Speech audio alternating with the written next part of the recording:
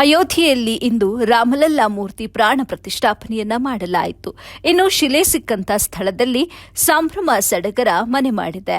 ಮೈಸೂರು ತಾಲೂಕಿನ ಹಾರೋಹಳ್ಳಿ ಗುಜ್ಜೇಗೌಡನಪುರದಲ್ಲಿ ಪೂಜೆಯನ್ನ ಕೂಡ ಸಲ್ಲಿಕೆ ಮಾಡಲಾಯಿತು. ಈ ಸಂದರ್ಭದಲ್ಲಿ ಬಂದಂತ ಸಂಸದ ಪ್ರತಾಪ್ ಸಿಂಹಗೆ ಘೇರಾವ್ ಹಾಕಲಾಯಿತು. ಪೂಜಾ ಸ್ಥಳಕ್ಕೆ ಹೋಗದಂತೆ ದಲಿತ ಮುಖಂಡರು ತಡೆದಿದ್ದಾರೆ.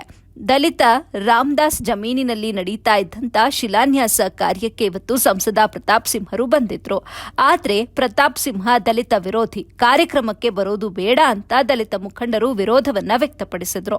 ಇನ್ನು ಶಾಸಕ ಜಿಟಿ ದೇವೇಗೌಡ, ಪರಿಷತ್ ಸದಸ್ಯ ಸಿಎನ್ ಮಂಜೇಗೌಡ, ಮಾಜಿ ಶಾಸಕ ಸಾರಾ ಮಹೇಶ್ ದಲಿತ ಮುಖಂಡರ ಮನವೊಲಿಕೆಗೆ ಎಷ್ಟೇ ಪ್ರಯತ್ನ ಪಟ್ಟರೂ ಕೂಡ ಪಟ್ಟು ಬಿಡದಂತಹ ಗ್ರಾಮದ ದಲಿತ ಸಮುದಾಯದ ಮುಖಂಡರು ಸಂಸದ ಪ್ರತಾಪ್ ಸಿಂಹರನ್ನ ಕಾರ್ಯಕ್ರಮದ ಒಳಗೆ ಬಿಡದೆ ತಡೆ ಹಿಡಿದ್ರು. ಇನ್ನು ಬೇಸರದಿಂದ ಸಂಸದ ಪ್ರತಾಪ್ ಸಿಂಹ ವಾಪಸ್ ಹೊರ ನಡೆದಿದ್ದಾರೆ.